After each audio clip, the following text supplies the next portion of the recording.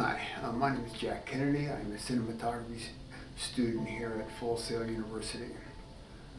So what propelled me to enroll here at Full Sail? Well, first and foremost, I have to say it was my dad. He was and is my greatest inspiration.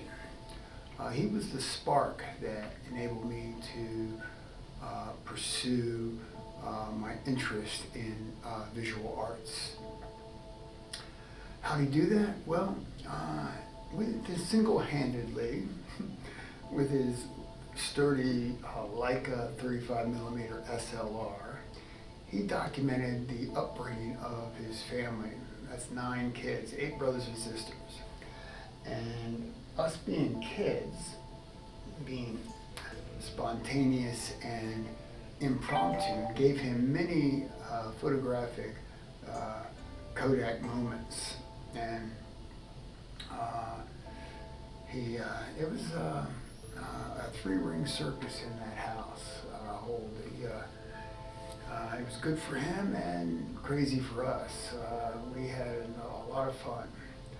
And throughout all that, I found the way he went about photographing us and documenting our upbringing, I found fascinating and inspirational. And so later on, I ended up buying my first 35 millimeter SLR and started recording my own moments in time. After doing that for a while, I decided to get some professional training, so I enrolled in a school here in Washington, D.C. called the Boston School of Digital Imaging Arts. It's a very reputable school, part of Boston University. And after graduating there, I looked around. I wanted to continue in school and started looking for another institution to check out, and came across Full Sail.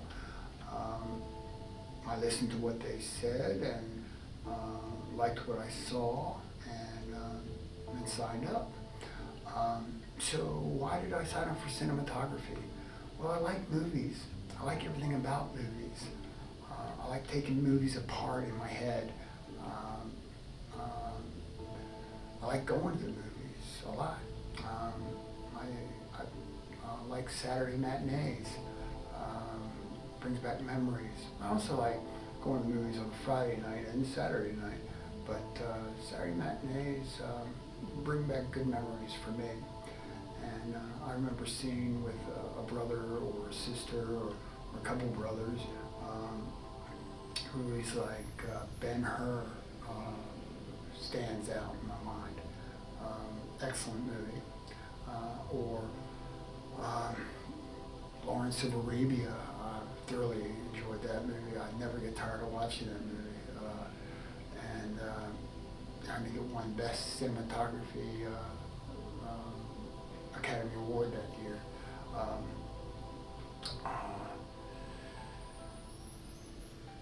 I always derived a lot of educational enjoyment out of movies.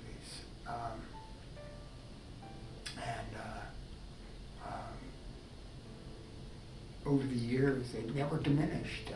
In fact, it evolved and progressed, expanded. And I remember a key point in my development was when I approached my dad, and he was, everyone in the family goes to university right out of high school, and I approached him and said, Dad,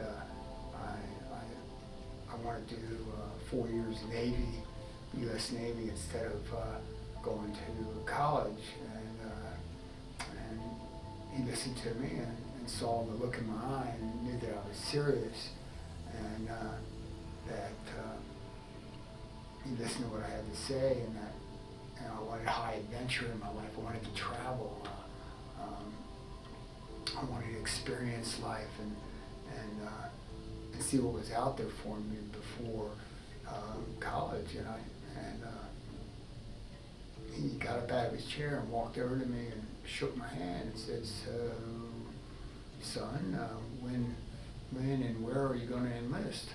And I said, well, I already talked to a recruiter, and next month I swear in up in Baltimore, and then I get on a train and go to Orlando for boot camp. And he said, well, I'm proud of you with coming up with this decision and directing your life. I think we should go into dinner. You can tell your mom over dinner, and I think she'll be pleased. And so that went pretty smooth. And next thing I know, I'm in boot camp, and I go to the PX and buy my first serious SLR camera, and it was a 35 millimeter Nikon, I think. I was very happy with that purchase. And that was to document my time in the Navy. I knew I'd be doing a lot of traveling, and I did. Once I left boot camp, I was ordered to report to the Franklin Delano Roosevelt CV-42. That's a aircraft carrier out of Mayport, Florida. I arrived to find out that the ship is gearing up to do an immediate deployment to the Mediterranean as the flagship of the Sixth Fleet for 1 year. Being a flagship means that we have the admiral aboard our ship, and we are in charge of the fleet while we're there. That was a prestigious position to be in. I felt I couldn't be happier knowing that I was in for the adventure I was looking for.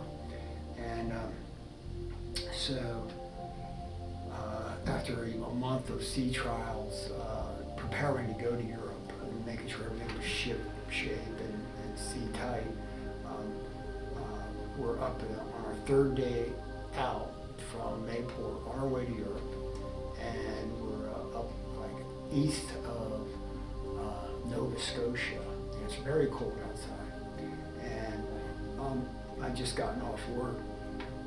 When you're aboard a ship, the ship never stops, so you work in 8-hour shifts, and when you're not working, you're either eating, sleeping, or resting. I was on the mess decks, and this buddy of mine comes up and sits down and says, Jack, you should grab your camera bag and get your heavy coat on and accompany me up to the flight deck. There's something you gotta see. And so I said, okay, I was curious, and come up to this catwalk that's adjacent to the flight deck, and I look across the flight deck past the superstructure, which is like the conning tower for the aviation direction. And I noticed all this hustle and bustle going on the flight deck at that time, and not really realizing what's going on. I mean, I'm still new to the ship and all, but I'm looking out across the water and sitting low in the sky. Bob is indicating, check this out. It is this huge yellow-orange globe that is sitting low in the sky, which is the moon. And it's so bright and so large that, I mean, I'd never seen anything that large in the sky before, at night, excluding the sun, but this was incredible. And not only was the moon itself incredible, but the brightness it was giving off was, you could read by the light of this moon. And the reflection from the moon on the water was pretty spectacular too.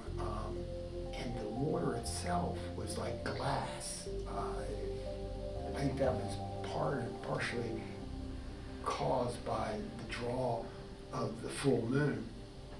Well, here we are in the North Atlantic in September, and it's very windy out. There's no whitecaps, there's no swells, the water is like a lake. This is the North Atlantic. I found that incredible. And and we're up there, in this wind, and it's so loud, you gotta communicate through sign language, because you can't hear each other talk. You yell as loud as you could, you still couldn't hear. And then I noticed that it's even getting windier. And so that to me says, well, I think something's happening here, and the jets are being taxied around and being located in front of the catapult. So I'm thinking, well, we're getting ready to start night operations. Night operations is when the pilots learn how to take off and land on aircraft carriers, and if they already know, it's just practice, because you can't get enough practice in doing that, especially at night. And so that's what night operations is. And so we go back down to the mess decks to warm up and have coffee up and have a cigarette or two, and just talk about what we had just seen, and discuss what's going to be happening when we, our first port of call is Naples, Italy, and there's other people sitting at the table with us on the mess deck, smoking cigarettes and having coffee, and all the old salts, guys. And this old salt means everyone says, hey, you guys are new, right? And yeah, and they said, well, you never been to Naples? No. I said, well, don't expect much. There's not much going on in Naples. I said, well, I'll make up my own decision on that. Thank you. And I was glad I said that, in the fact that when I got to Naples, it was incredible. I mean, he was painting a picture where it's gray, it looks like rain or raining every day, and it's cold and sleet and fog and snow, and I said, well, that sounds pretty cool. And then, and all of a sudden he said, everyone has their own story, so you gotta create your own story, and I've always done that. And when we're in Naples, I just found the people very gracious and very, very, very genuine and friendly, and the weather, it was gray and snow and sleet and ice and rain, but that created so many black and white photographic moments, and I had a lot of fun with that, and it helped my education in photography and developing my compositional eye and creating strong photographs, and I was very appreciative of that, and had a great time, and I was always kicking around with this shipmate, buddy of mine, Bob, and he said, Jack, have you ever thought about photojournalism as a future career? I said, I hadn't given it much thought, but thanks for indicating that, and I'll keep it in mind. Then we went to the French Riviera come springtime, and the French Riviera was, the French beaches in springtime, warm weather, ooh la la, need I say more? It was incredible, very, very photogenic, and very, a lot of fun, and we were there for about 2 months, and then from there we went to the Spanish Riviera, and again Bob brings it to my attention, says, Jack, you should really consider being a photojournalist. I think you'd be a good profession. I said, nah, we'll see. I'll think about it. Well, 30 years later, I'm still thinking about it, and we'll see what the future holds. All right, thank you. All right.